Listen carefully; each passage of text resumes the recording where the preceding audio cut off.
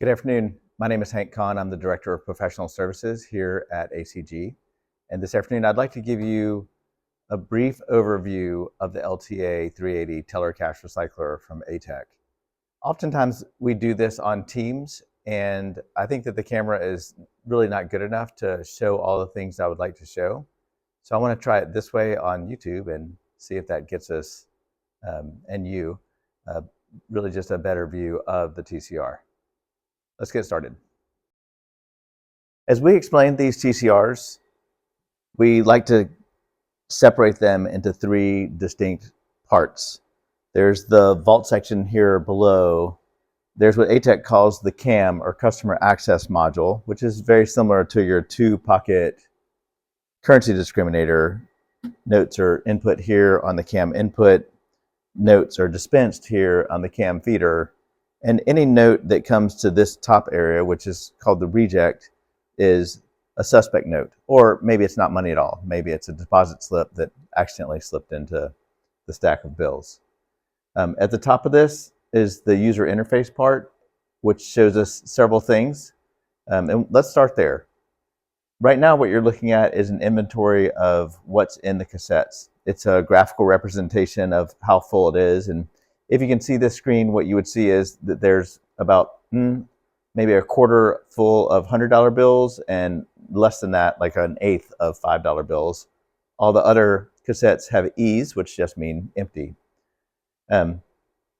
We could also click on inventory amount, and now it would tell us exactly the count and the amount of those bills. So we see that we have 192 fives, 361 100s, and it also gives us that numerically, $960 and $36,100.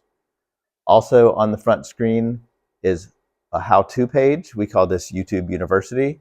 There are tutorials and troubleshooting guides that would tell you how to open up the TCR and how to find a jam inside of it.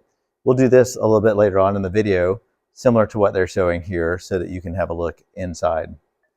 Also on the user interface, there is a bill counter, which would allow you to just set a stack of notes on the CAM input and count those notes.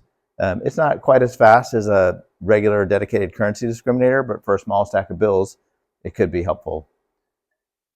The last thing really that's on here, it is under the how-to as well, right, is a sensor status. And the sensor status would pop up automatically if there were a jam.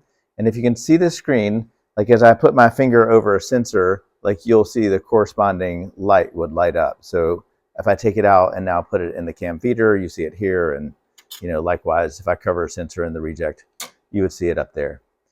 So this is very helpful in the event that there is a jam.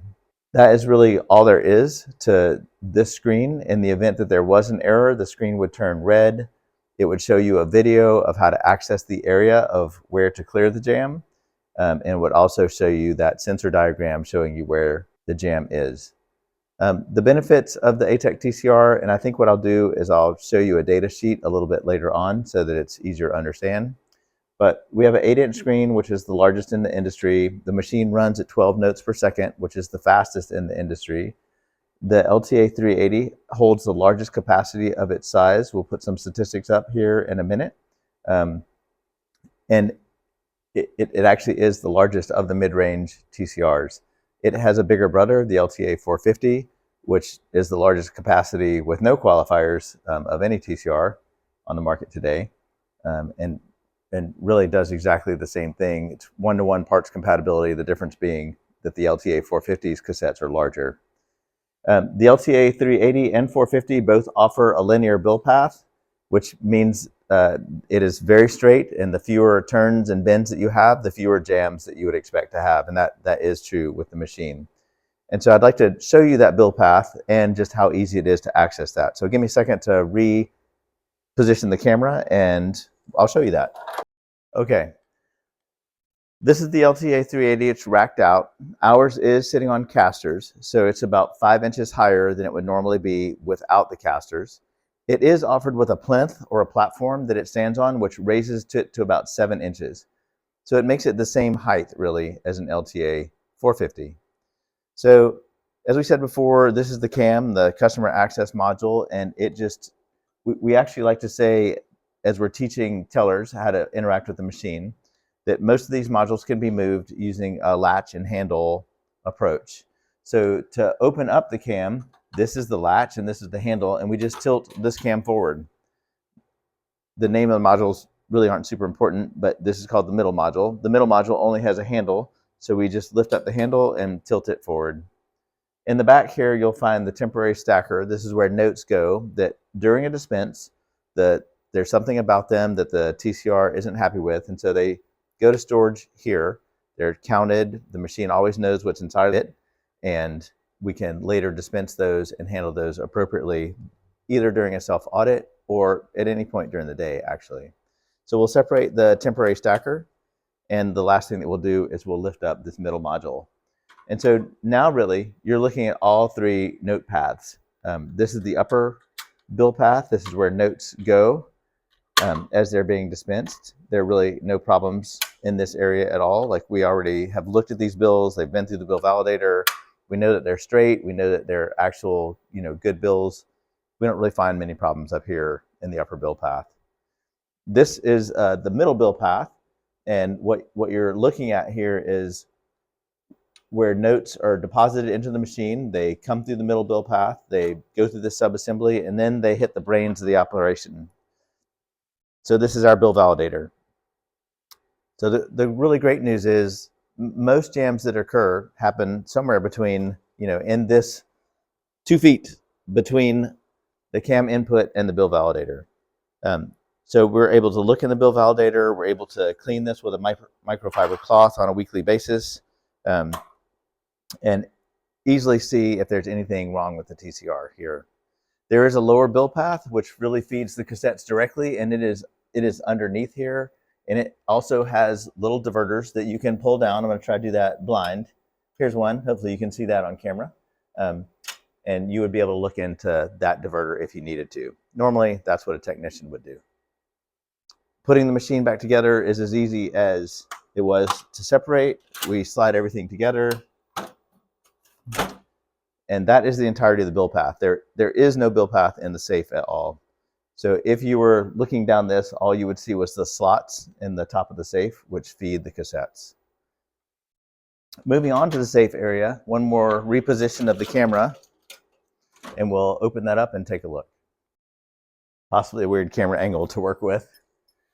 This is the safe section. It's protected by a 39E Lagarde lock. It holds up to 10 individual users at a time. This one is currently set to the default, so it's a 6-digit code, or it could be 8 digits, whatever you would like. So I'm opening the lock by entering my code and turning it clockwise, and then I open the safe. From here, I have two options. I can expose only the first cassette, the operational cassette. This could be used to bleed money out of the machine or to add money to the machine. You could load in multiple denominations into this cassette in your vault, drop it back in here, and then tell it to supplement. And the money would go to the appropriate cassettes. Or we could use the key and we could expose all the cassettes. So what you're looking at is 6 different cassettes. The first one being the operational cassette. This is used for overflow. It's used for the secure unattended self-audit, one of the special features of the TCR. And then the rest, what you see is full cassettes for 1s, 5s, 20s, and 100s. That's normal. And then there's a split cassette that's for 50s and 10s. These can be configured in any way that you want, but this is the standard default configuration. So if we wanted something special, we would need to know that at the time of ordering. We'll put stats up about how each cassette works, but it is, importantly, a cassette-based system, not rolled storage. So bills are kept straight and pristine. When you open a cassette, again, anything that's green, you're safe to touch. So we would never load the bills manually. This is really just a demo of how you would look at the bills. And then to see what a split cassette looks like, it's exactly what you think. There are just two different sections, and each of these holds approximately 1,000 notes.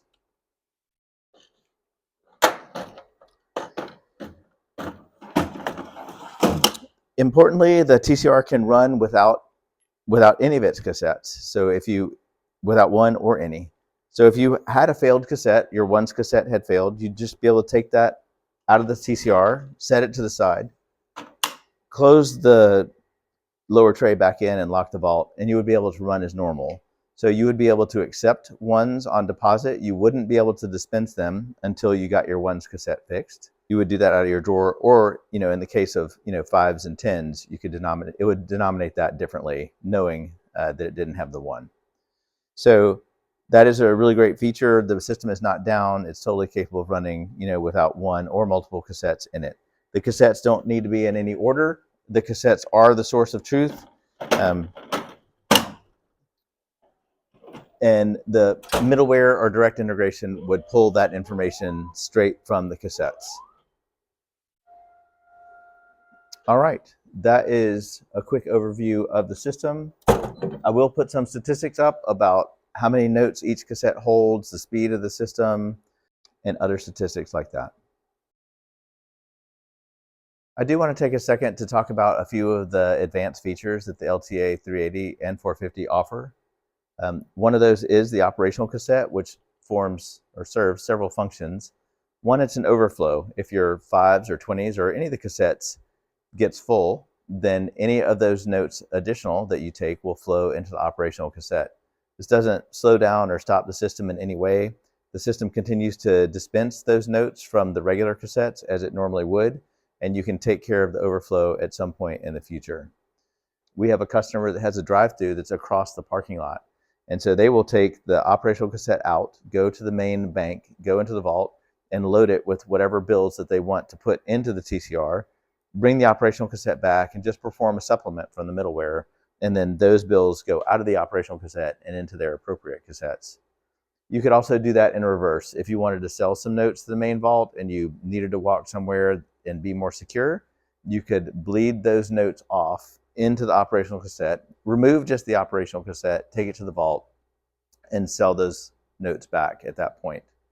Its other purpose is during the unattended secure self-audit, it is the target for all of the money coming out of the cassettes and then to go back through the bill validator to be counted.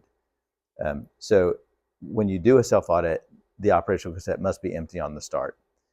That will end with all the notes back in their cassettes, and it is possible that you could have some notes in the reject box, which you would just process normally by emptying the reject box and either loading them back into the TCR or selling them to your drawer.